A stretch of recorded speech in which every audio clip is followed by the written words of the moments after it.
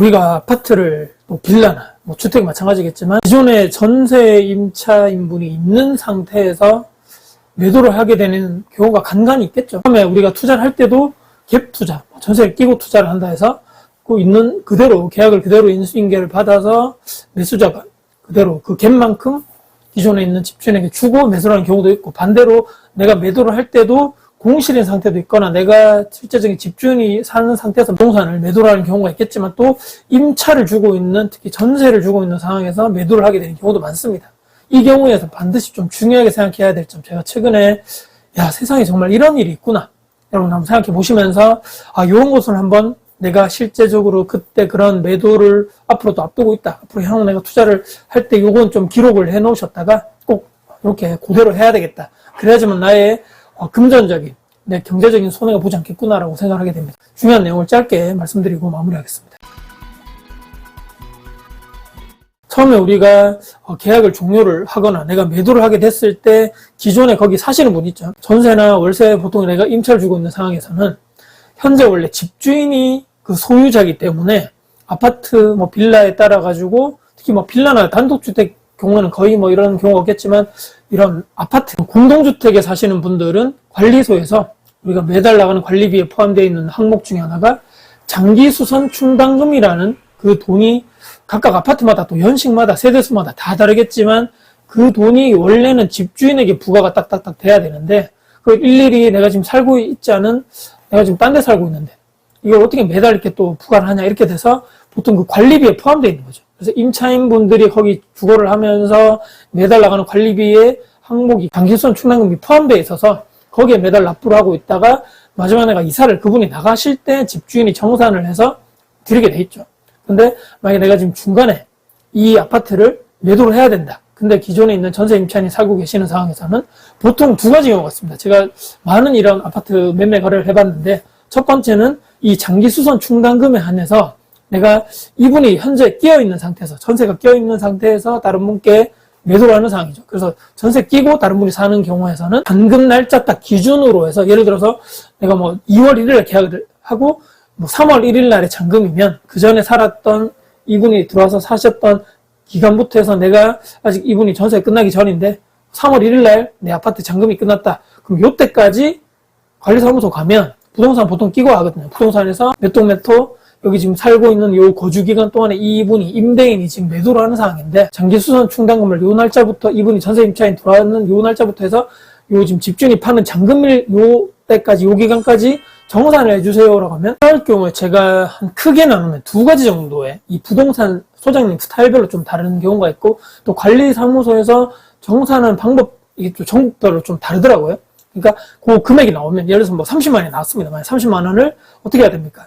내가 집주인이 이제 매도를 해야 되는데, 원래는 이분이 받아 나가야 되는 거죠. 기존에 전세 임차인 분이. 그럼 이 30만 원을 내가 중간 정산을 했던 그 날짜 기준으로 내가 그 아파트를 매도를 했죠. 그 매도한 날짜 기준으로 잔금 처리 다 하고 장기수선 충당금 이 30만 원에 대한 돈을 내가 직접, 첫 번째는 이분에게 그냥 바로 주는 방법이 있고, 두 번째는 어떤 경우가 있냐면, 다음에 요분 사셨죠. 새로운 매수자에게 이 장기수선 충당금 정산한 나온 이 돈을 기존에 있는 집주인이 다음 매수자에게 이 돈을 주는 거죠. 대신에 이 관련된 상세한 내역을 전부 다 그 특약에 넣고, 이런 기존에 있는 사시는 그 전세 임차인 분에게도 이 내용을 알려주면서 다음에 다 끝나고, 계약 끝나고 나갈 때 전체적인 이 자기가 내가 돌려받아야 할 장기수선 충당금을 저는 이제 상관이 없는 거죠. 제가 이분한테 줬기 때문에. 이거 몇십만 원, 이거 장기수선 충당금 돈 얼마 된다 해가지고 이거 중요할까라고 생각하는데, 이게 어떤 면에서 딱 이게 중요하다고, 이게 최근에 제가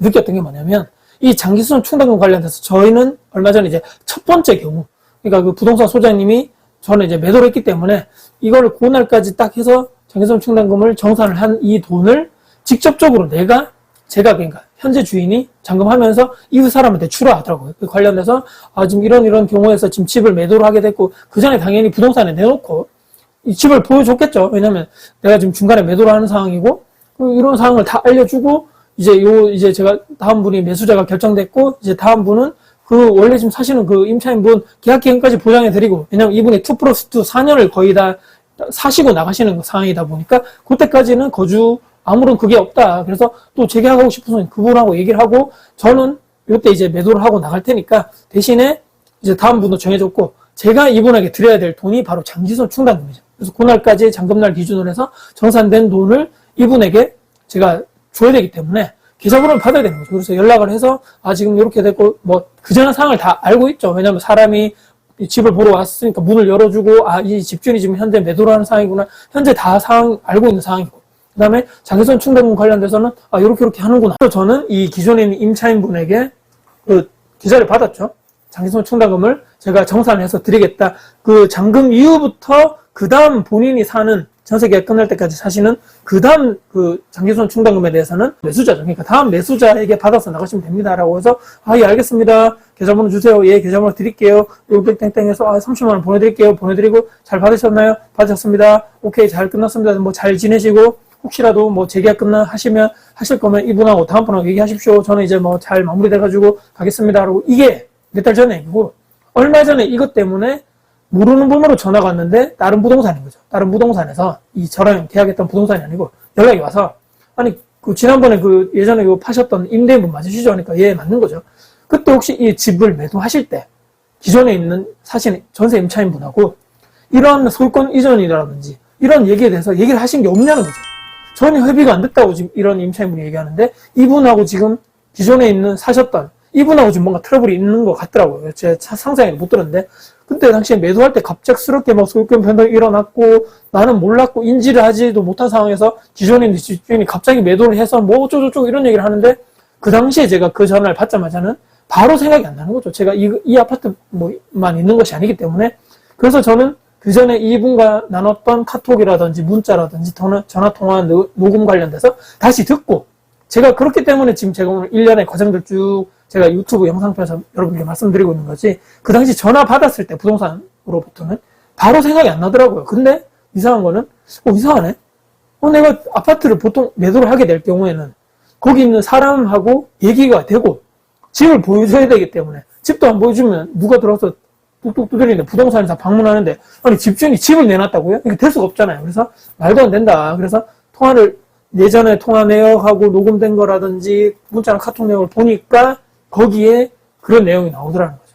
장기수선 충당금 관련돼서 그 전에 얘기가 된 상황이고 계좌를 이분에게 제가 받은 거죠. 문자나 카톡 내용을 제가 다행히 안 지웠습니다. 저는 안 지우는 스타일이라서 왜냐면 1년도 안 됐고 아직 몇 개월 전이기 때문에 제가 그냥 놔둔 이런 상황도 있는 것 같습니다. 운 좋게도. 왜냐면 물론 이제 통신상하면 다 떼주겠지만 그래도 카톡이 저 밑에 내려가니까 있고 문자도 이분하고 예전에 나눴던 내용 중에 그런 내용이 다 들어가 있는 거죠. 처음부터 제가 이거 갑자기 아파트를 매도하게 됐습니다. 이 전세 임차인분도 1년이 채 남지 않은 상황이고 2+2 그러니까 계약갱신 신청권 다 쓰고 이제 그 다음에 이사 가실 계획이라고 했기 때문에 저는 그 계약 끝나기 전에 몇 달 전에 지금 매도를 하는 상황이기 때문에 그럼 정상적으로 계약을 하면 되겠다. 그래서 그런 내용들 또 이제 제가 매도를 하는 상황이기 때문에 혹시나 우리 특이하게도 전세 계약에도 적었지만 집 좀 잘 보여주십시오. 제가 다음 분에게 방문하러 갈 겁니다. 부동산 데리고 사람들이. 그런 내용들을 문자를 통해서 제가 서로 주고받았던 내용, 예, 알겠습니다. 집은 잘 보여드릴게요. 걱정하지 마세요. 이런 얘기. 또 거기 거주기간 동안에 내부 파손이 최소한 많이 안 되도록 부탁 좀 드리겠습니다. 예, 알겠습니다. 집 잘 보여드릴게요. 어쩌고저쩌고. 이런 내용 하면서 오늘 집 보러 왔습니다. 어떻다고 그러네요. 제가 좋은 말씀만 드렸습니다. 이런 내용부터 쭉 해서 실제적으로 제가 다음 매도자랑 결정되고 나서 이런 얘기가 했던 것을 오늘 계약했습니다. 계약하셨나요? 어쩌고저쩌고 잔금 어떻게 될 것 같습니다. 이런 내용이 쭉 하면서 마지막에 제가 그분하고 나눴던 내용이 장기손 충당금 내용이 거기 딱 들어가 있고 그분이 저에게 계좌번호를 받았고 제가 이제 그 계좌번호 준 거대로 장기손 충당금 보내드렸고 이런 내역들 일련의 내용들이 그 문자나 카톡이 다 있는 거죠. 근데 이거를 이분이 왜 그랬으면 모르겠는데 왜 그거를 안 보고 아니면 본인이 지워가지고 그런지 아니면 그냥 자기는 그런 생각이나 과정이 없었다고 생각하는지 모르겠지만 말도 안 되는 거죠. 그래서 제가 부동산에다가 이걸 다 캡처해가지고 이거 보십시오. 상식적으로 봐도 소장님도 현장에서 그런 경험이 많으시겠지만 세입자한테 말도 안 하고 집을 파시는 분이 누가 있겠느냐. 거의 없지 않겠느냐. 그리고 이런 집을 보여줬던 내용 또 특히나 본인이 매도를 인지를 하고 있었다는 내용 자체가 말씀드린 대로 장기손 충당금을 본인이 받았다. 주인에게. 장기손 충당금은 본인이 이사를 나가거나 내가 집주인이 팔거나 그때 중간정산해서 받는 돈인데 그거를 몰랐다는 게 말이 안 되는 거죠. 그래서 그런 내역들을 보내주니까 부동산에서도 이분이 뭔가 좀 이상하다, 뭐 착각을 했나, 왜 이런 소리를 했지? 저도 들으면서 좀 이상하다 생각해서 사장님 하면서 끊었는데 이런 내용들이 있을 수도 있다. 내가 생각하는 상식과 저분들이 생각하는 상식이 다를 수 있기 때문에 좀 이렇게 한 1년 정도 아니면 뭐 길게는 2년 정도를 그분 기존에 했던 세입자와 했던 내용들이라든지 통화 녹음이라든지 이런 걸 좀 반드시 좀 캡처를 해 놓으시고 뭐 나만의 폴더라 아니면 별도 이런 파일에 좀 보관해 놓으시든지 꼭 하시면 좋겠고, 이런 전화나 세입자별 특히 문자, 카톡은 꼭 구두상으로 하지 마시고 특히 문자나 요즘 카톡이 좋거든요. 이런 내역들을 관리하기도 편하고 캡처해 놓거나 저장하기도 편하기 때문에 꼭 이런 일련의 세세하게 별거 아닌 이런 내용들 가지고도 이 세입자분이 매도에 있어서, 집주인이 매도에 있어서 확실하게 내가 이런 일련의 이런 과정들을 다 설명해줬고 이분도 확실하게 인지를 했는데 이분이 거짓말을 한다고 제가 이런 내역들을 캡처를 해서 부동산에 보내고 이런 일련의 과정들이 있었기 때문에 우리 구독자님들 이걸 보시면서 야, 세상에 진짜 별 사람들이 다 있구나. 전세나 뭐 월세를 누가 임차를 내가 아파트 주고 있는데 이런 세부적인 내용들도 하나하나 카톡이나 문자 같은 거 세세하게 다 넣어놓고 그분의 답장도 받아놓고 캡처해 놨다가 혹시라도 이런 사태가 있었으면 이렇게 좀 현명하게 대처를 하셨으면 좋겠다는 마지막 말씀드리면서 최근에 있었던 참 이해가 잘 되지 않겠지만 이런 비상식이 자꾸 상식이 되는 이런 것 좀 우리가 막아야 되지 않겠는가를 생각하면서 마무리하겠습니다. 영상 여러분께 도움이 되셨다면 구독, 좋아요, 알람 설정, 댓글 주시고요. 주변 분들께 공유될 가치가 있다는 사실은 널리 공유 부탁드리겠습니다. 여러분들 진심으로 응원하겠습니다. 화이팅입니다.